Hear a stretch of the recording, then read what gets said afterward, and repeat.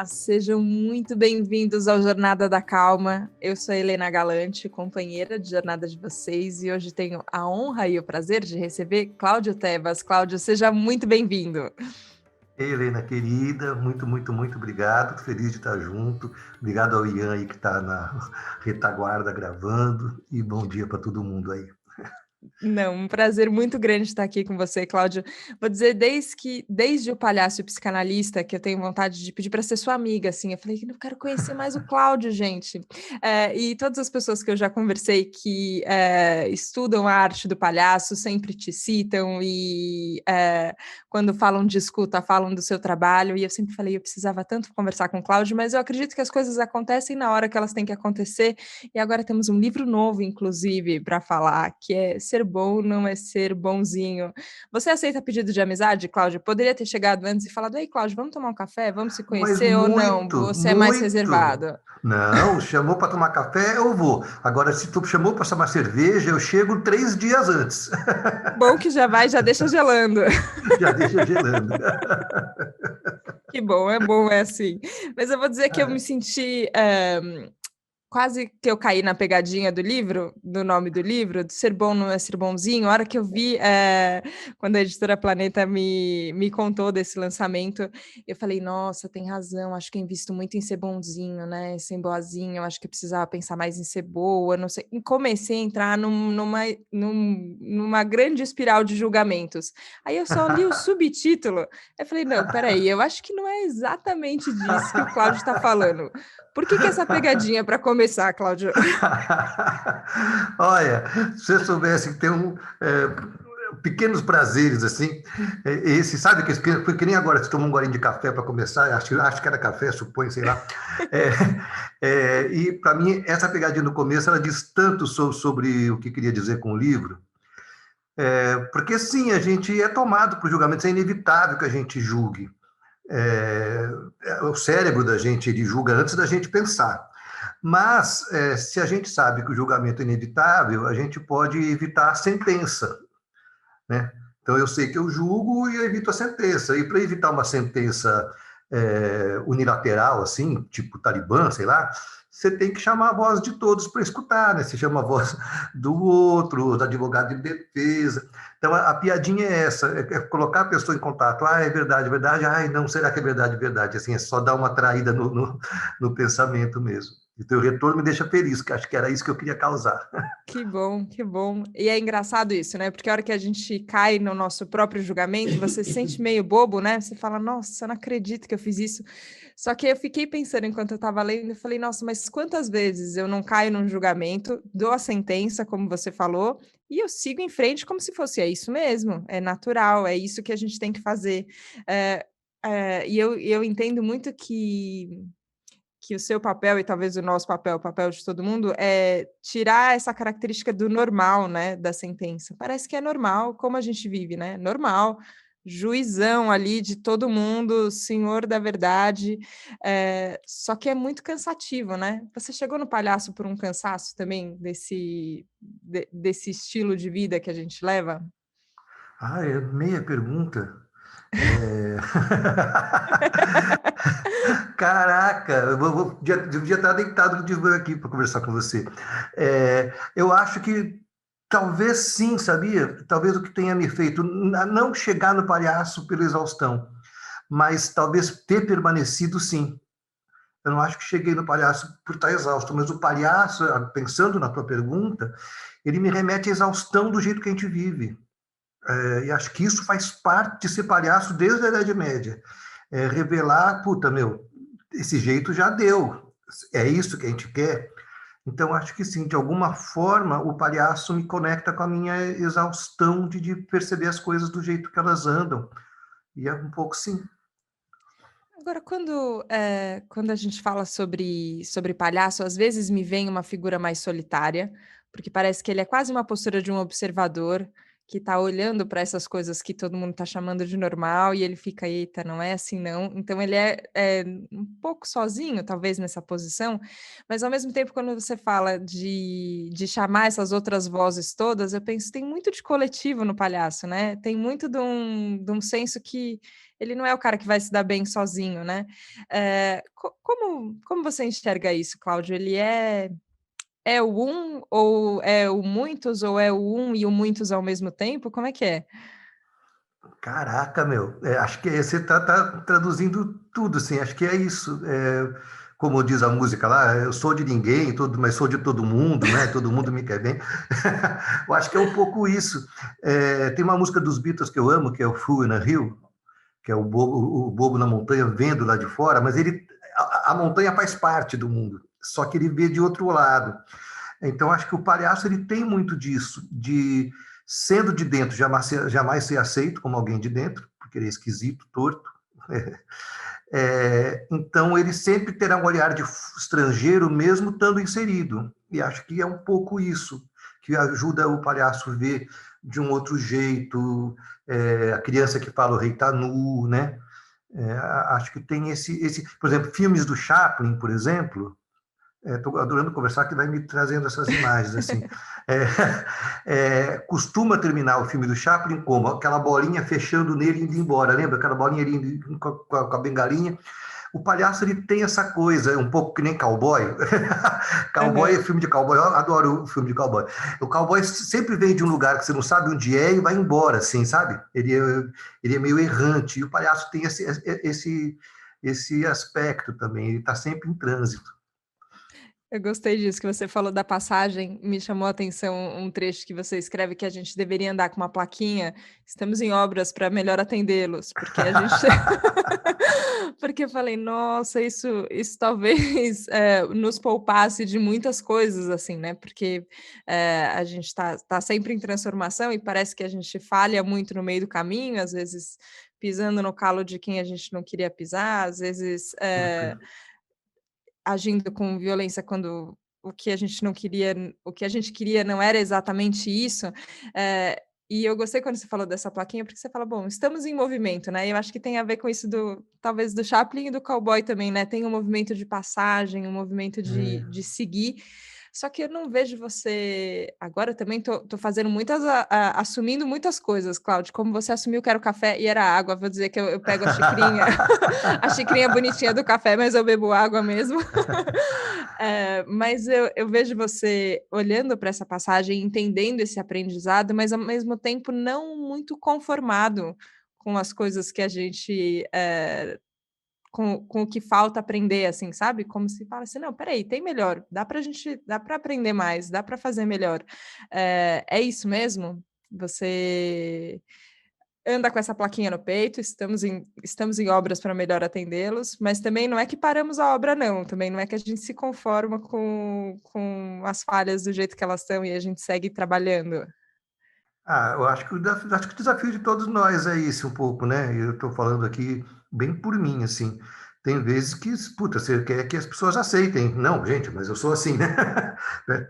Mas acho que o desafio é esse, a gente o tempo inteiro está percebendo isso. Eu brinco dizer, acho que nesse livro que eu falo, que o palhaço ele vive em estado de infinitivo e gerúndio ao mesmo tempo, né? Ele está estando, amar amando, né? Então, o tempo inteiro que eu me pego muito é, valorando demais o meu infinitivo, ser, eu lembro que eu preciso estar sendo, né? Então, eu tento estar nessa busca. Um amigo meu, palhaço incrível, o Márcio Libar, a gente teve um papo outro dia. Você falou das falhas e tudo, a gente tem falado tanto do lugar de fala, ele fala que o ser humano precisa aceitar o seu lugar de falha. E acho que a gente precisa aceitar. O fracasso é não saber falhar. Se a gente falha e vai aprendendo, vai se olhando, a gente vai caminhando, né? Agora, o que que a gente determina como falha e o que que a gente não determina como falha, né? Você abre o livro, por exemplo, contando a história de um episódio com um taxista na Vila Boim, aqui em São Paulo. E até te pedir se você pudesse contar para quem para quem ainda não leu o livro, que a ideia é que a pessoa leia o livro, depois a gente leia, por favor, ser bom não é ser bonzinho. Mas eu queria que você contasse essa história, por exemplo, e hoje como é que ela fica para você? Foi uma falha que veio de um aprendizado? Não foi uma falha? Foi o que deu ali no momento e foi só a situação como se apresentou? O que que é aquilo? Puta, eu acho que sim, acho que muitas das nossas falhas, vamos falar assim, a gente só vai perceber depois. Na hora você faz só o que dá, né? Na hora é o que é, né? É que a gente gosta de querer que a vida obedeça a gente, né? Então, se não obedeceu a gente, a vida criou uma falha no roteiro, né? Mas você vai para a praia e chove, né? Acontece, né? Isso não é uma falha, isso é só o que é.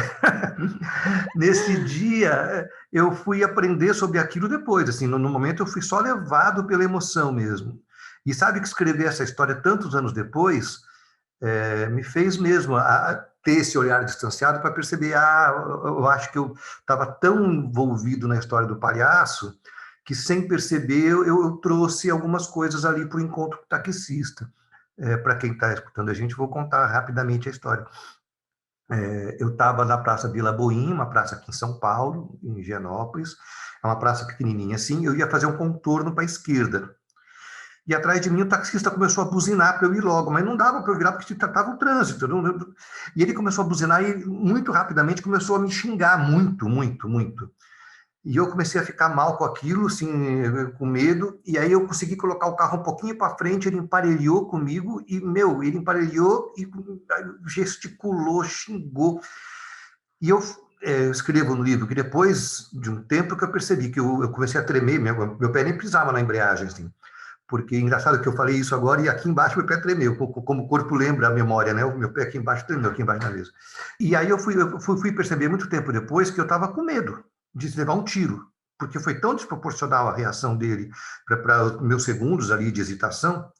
E aí ele passa me xingando, e quando eu me recupero do susto, eu me sinto compelido a falar com ele. Não sei por quê, não agi pensando, agi agindo, estar e fazer, palhaço.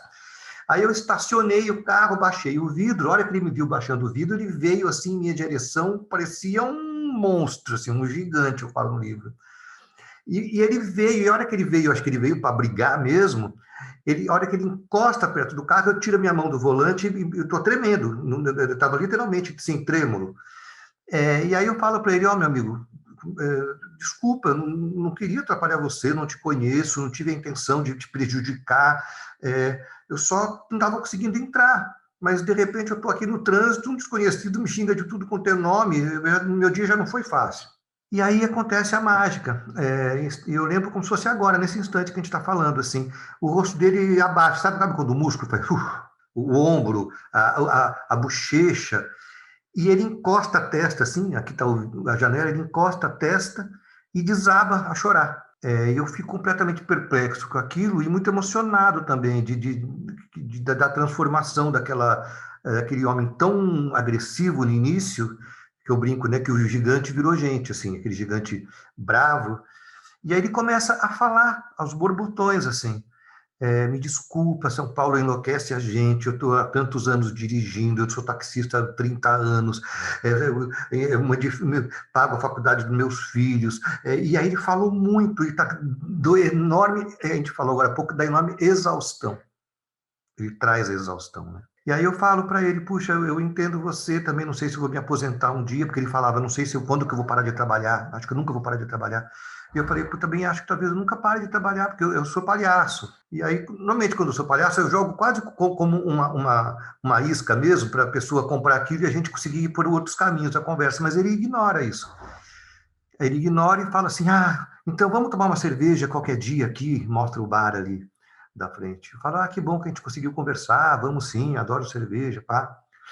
E durante um tempo eu achei que ia conversar com ele, mas eu nunca mais voltei para vê-lo, assim, porque São Paulo, como ele diz, São Paulo enlouquece a gente, né? Nossa, mas eu fiquei emocionada lendo e agora ouvindo você ainda é mais emocionante, né? Porque parece que vem ainda com mais cores, né? Da memória do que aconteceu e essa sensação de repente, a gente A gente tem um momento gigante também, né, em que você tá com os músculos todos tensos e brutos, e você tá um trator passando por cima de qualquer pessoa, e às vezes acontece uma coisa que você desmonta e fala: "Não, espera aí, deixa", você se lembra de você. E quando você vai construindo no livro, trazendo, a escuta e o palhaço junto com a comunicação não violenta, eu fiquei pensando nisso, assim, eh, porque parece que o impulso da violência e o impulso da não violência também são fortes, mas parece que esse segundo impulso não violento, que é genuíno, né, a hora que você mostra a mão para o cara e fala: "Cara, eu tô tremendo aqui, ó, é só isso, não tô querendo estragar com o seu dia", porque poderia às vezes ter dado uma outra resposta, né, você poderia ter ido lá e falado: "Não, agora você me xingou, então agora eu vou te xingar também", e aí a gente vai numa escalada, né, pra cima. Uhum. Só que tem uma outra coisa que também é nossa, que você fala isso, assim, tem uma genuinamente vem uma intenção não violenta. Essa intenção a gente cultiva ela, Cláudio? Como a gente não esquece que tem isso dentro da gente? Olha, você falou coisas que estou amando escutar. Primeiro, não quero deixar de não cultivar o que você acabou de trazer. Você fala que naquele momento ele lembrou dele. A gente às vezes está tão duro, tão embrutecido, que às vezes a gente desmancha e lembra da gente. E acho que muito da nossa dureza é quando a gente se coloca só nesse quadradinho, assim, da braveza, da revolta, do compromisso, da entrega, a gente falando de trabalho. Mas quando a gente lembra da gente, a gente lembra que a gente tem uma história, que a gente foi criança, que teve pai, teve mãe. Então, acho que um pouco da possibilidade de não violência é o Claudião dá mão para o Claudinho, a Helena dá mão para a Heleninha, a gente se reconstituir, né? Acho que o cultivo é esse, passa por isso, né? Aprendi com uma amiga querida, ela faz o prefácio do livro, a Carol Nalon, que a agressividade ela é inata, todos nós temos agressividade. A violência é só uma forma destrambelhada de expressar a agressividade natural. Então, a violência ela é quase que uma opção. Se você tiver consciência de que você está agindo violentamente, você pode canalizar a agressividade sem ter chicote na mão e ser violento com você por causa da sua agressividade, reconhecendo, puta, essa sensação me traz uma raiva que gera uma agressividade, o que eu faço com isso? Então, acho que o cultivo da não violência passa por isso, tentando regar a plantinha que se trouxe. Acho que passa por a gente escutar a gente mesmo, tentar entender o que disparam na gente a boca seca, o corpo duro, e acolher que às vezes a gente vai entrar nesse estado. Meu. Aqui na pandemia, quantas vezes eu não entrei no estado de muita agressividade, de muita violência, para expressar minha agressividade. Nossa, eu achei importante isso você falar que existe a agressividade, né, parece que tem um ímpeto, assim, né, que é uma coisa uma coisa forte que vem. E quando a gente fala de comunicação não violenta, a gente só fez um episódio aqui no Jornada da Calma falando sobre CNV, e aí toda vez que eu penso, eu falo: "Nossa, devia fazer muito mais", porque é realmente uma coisa que permeia tanto, tudo que a gente busca aqui. Quando a CNV fala de necessidade, né, de uma coisa que você sente uma necessidade, eu acho que tem essa cara desse ímpeto. E eu penso que tem quase uma dificuldade que eu sinto de, às vezes, escutar a minha própria necessidade, de entender por que que eu estou sentindo isso? Ou por que que isso veio nessa forma de emoção, não em outra forma? Eh, Parece que esse primeiro passo é difícil de entender, e aí esse segundo passo que você está falando de: "Tá, ok, eu estou sentindo isso, como eu canalizo? Eu canalizo dessa forma, eu canalizo de outra", aí ele fica mais distante, né, porque parece que a gente não reconhece nem primeiro a sua própria necessidade. Aí temos o caminho de muita terapia, não sei se foi o seu caminho, Cláudio, me conta, Sim. ou se tem outros caminhos também, o que que você acha? Eu acho que terapia é sempre um bom caminho, né? E tenho aprendido muito com meus amigos aqui, né? O Christian e o Alexandre Coimbra, que a gente está escrevendo um livro juntos agora, eu posso te contar a história. De entender que o sofrimento ele é universal, a gente sofre. Tudo pode gerar sofrimento, uma briga com alguém, a fome, enfim. Mas entre o sofrimento e a forma como você expressa o seu sentimento, pode ter uma coisa que é anterior à terapia, eu acho. E o Christian Dunker, ele apanha muito por isso, na academia, porque ele é um lutador por tentar espalhar a escuta como um tratamento que não precisa ser o tratamento final profissional, um profissional de saúde. Para tentar explicar o que eu estou falando, que eu dei um nó. Entre o sofrimento e o sintoma, me perdoe o Cristo se eu estiver falando bobagem, pode ter a escuta. E a gente é o tempo inteiro escutador e escutado. E o tempo inteiro a gente precisa ser escutado e o tempo inteiro tem alguém precisando da nossa escuta. E para isso, para essa primeira escuta, não precisa ser o profissional de psi. Padre escuta, palhaço escuta, amigo escuta, homem, né, que é mais duro para conseguir se expressar, junta com os amigos no bar e desabafa. Então, a escuta é um tratamento mesmo, é um grande tratamento para essa doença social da falta de se sentir pertencente, né?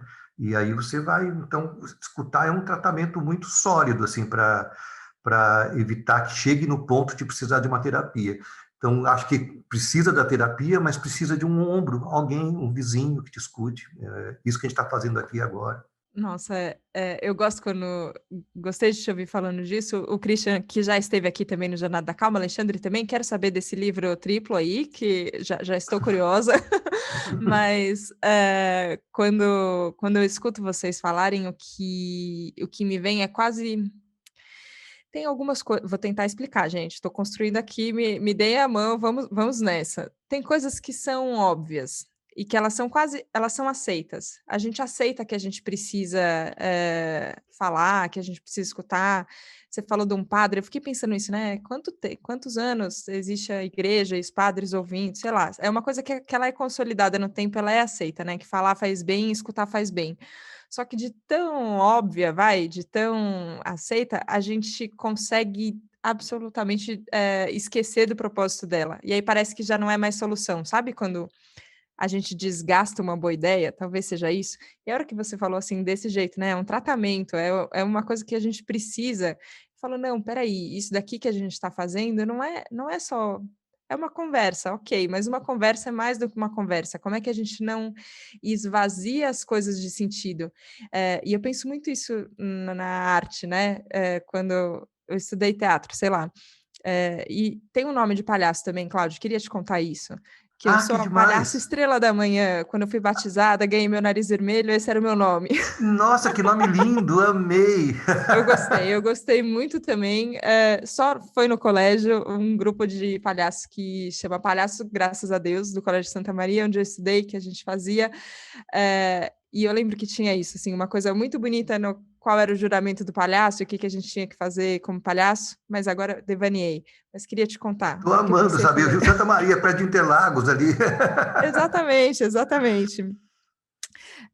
Mas eu falava de... Eu posso falar uma coisa para você? Fala Nesse uma exato coisa para mim. instante, eu Aham. tenho certeza que agora a gente se encontrou. Porque uma Ah, boa conversa, a gente tem que esquecer o que está falando, tem que se perder no caminho, porque senão a gente fica, parece que a gente está preso no roteiro, a hora que a gente se perde, a gente está junto no caminho, assim, onde é que a gente estava mesmo? Aí a gente está junto. Eu amo quando a gente esquece o que está falando. Ian, voltei atrás. Não edite isso de jeito nenhum. Deixa, deixa a gente se perder aqui porque a gente se encontrou e é isso que acontece quando a gente conversa. Eu acho que era um pouco sobre isso que eu estava pensando assim. Falava do teatro, aí a gente se encontra e volta. Olha E que volta. bonito as coisas Isso. acontecem.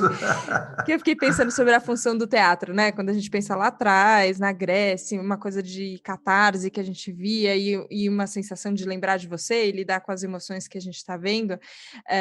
E eu vejo isso em espetáculos de teatro, que acho que talvez é uma das coisas que eu tenho mais saudade agora que a gente não pode se reunir em grupo, que é ver uma coisa no palco, ver uma interpretação que você sabe que não você sabe que é uma interpretação, você sabe que aquilo é um jogo, você sabe que é combinado, mas aquilo transforma você e atinge você. Como a gente não se perde também nessa intenção, né? Mantém essa pureza da intenção artística. E aí pode ser isso, um palhaço no palco, um palhaço no hospital, um palhaço dando aula. Tem um mantra, não acho que é o caso, mas enfim, tem como é essa sua relembrança, sabe? De para que a gente faz isso?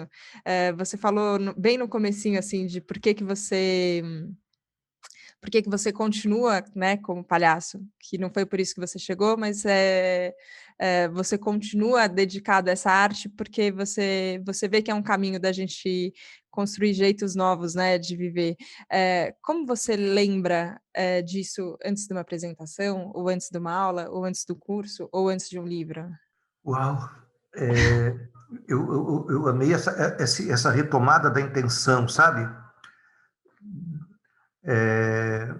Teve um ponto de virada, assim, eu nunca considerei o palhaço como alguém que trabalha com quarta parede, especificamente eu, né? Tem palhaço que trabalha com quarta parede, trabalhos lindos, mas eu sempre considerei o palhaço uma extensão da vida, assim, como bobo da corte. O bobo da corte não era um artista, ele era o bobo da corte. Então, o palhaço ele é esse ser que está ali vivendo nos encontros. O palhaço ele não vive o caminho, ele vive os encontros. O próximo encontro, os encontros são a casa do palhaço, assim.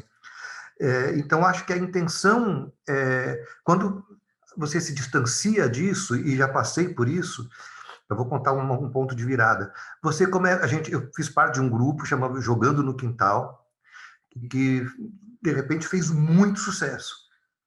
A gente começou a fazer muito, muito espetáculo, lotar, e 700 lugares de 700 pessoas embora.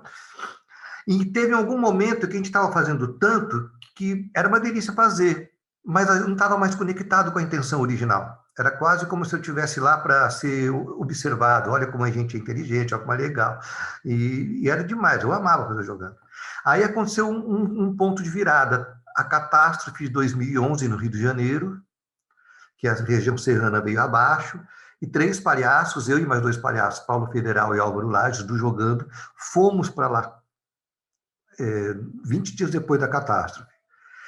E a hora que a gente nunca nos viram sem nariz vermelho, para você ter uma ideia, das 150 crianças, só 50 estavam localizadas nessa comunidade rural, para você ter uma ideia do tamanho da catástrofe.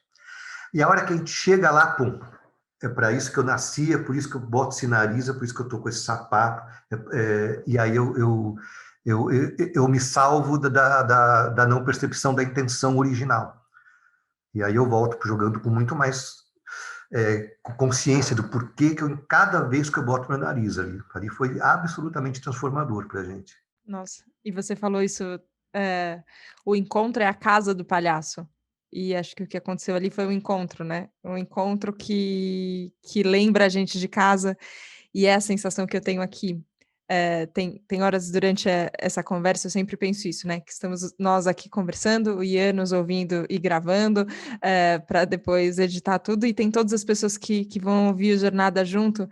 Eu sempre penso e falo, nossa, tem um encontro aqui de tantas pessoas, e isso lembra a gente por que a gente faz e qual é a força que tem, que não precisam de outras coisas, precisa disso e de abertura dos 2 lados.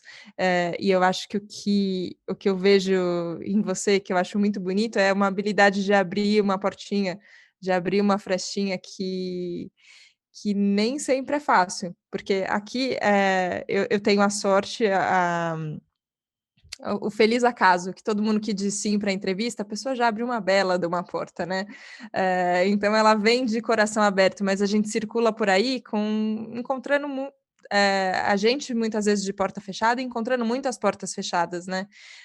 E eu acho que você tem essa habilidade de encontrar essa brecha, de encontrar essa fresta, e ainda a generosidade de ensinar outras pessoas a fazer isso. Então, eu só posso te agradecer, Cláudio, mesmo. Ah, Helena, brigadíssimo, brigadíssimo mesmo. Eu sou muito tímido, então nem todos por exemplo, só agora vai lançar o livro, eu sei que eu vou ter uma sequência de algumas entrevistas. Eu já fico apavorado, porque eu sou tímido. Mas eu quero que quem está escutando a gente saiba disso. Estou amando a conversa e, para mim, eu me senti muito, assim, no seu WhatsApp um pouquinho antes da gente começar, agora que eu vi que minha lanterna não está ligada até agora, e achar o plug. E aí, na nossa conversa, eu falei, eu já estou pronto. O que você respondeu? O EBA. Ai, que bom, já estou com meus amigos. E aí a gente, antes de começar a gravar, troca uma ideia, acha o plug. Então, você cria, e o Ian também, cria um espaço de muita presença mesmo. Então, a portinha não vem aberta, falando por mim, porque houve um convite para eu falar aqui com você no seu podcast. A portinha se abriu no teu EBA, na conversa que a gente teve para achar o fone de ouvido. Então, é o encontro mesmo que vai abrindo. E você tem uma habilidade enorme para fazer isso. Nossa, obrigada. É engraçado isso. Eu nunca diria que você é tímido, porque a sensação que eu tive foi Mas a gente vai, parece que tateando, né? Às vezes eu penso assim, eu escrevo, às vezes de um jeito muito informal no WhatsApp, né? Mas eu fico feliz de verdade. Eu falo, que bom que você já tá aí, então a gente pode começar a gravar. Aí às vezes eu penso falando, nossa, Helene, você tem 34 anos, jornalista, editora de revista, será que você devia falar assim com as pessoas? Eu falo, paciência, eu sou assim, eu falo assim, e eu fico feliz mesmo de encontrar as pessoas e quero marcar cerveja e cafés com todo mundo que eu gosto e me conecto. Por que não, né? Por que a gente não pode? E eu acho que tem essa liberdade que a gente vai tendo de ser a gente, de ser autêntico, que parece que você se autoriza e autoriza o outro ao mesmo tempo, né? Então, a gente vai brincando dessas permissões e vai ficando mais gostoso, né? Exatamente, você falou uma coisa bem chave. A hora que você consegue estar num estado de autenticidade, é um presente para o outro. É um presente. Ele pode até não abrir o pacote, mas o presente está dado. E se ele abrir, puta, quanta coisa gostosa acontece que a gente poder estar mais inteiro aqui, né? É isso. Cláudio, para matar minha curiosidade, esse próximo livro que você está escrevendo, a gente falou do ser bom não é ser bonzinho, mas qual é o próximo? Qual é o tema, pelo menos? Gente do céu, eu vou te falar o próximo livro. Se você soubesse o presente que eu estou ganhando da editora, o querido Felipe Brandão, e do Alexandre Coimbra. O Alexandre, ele é uma pessoa iluminada, assim. Eu vou contar para você do que se trata o livro novo.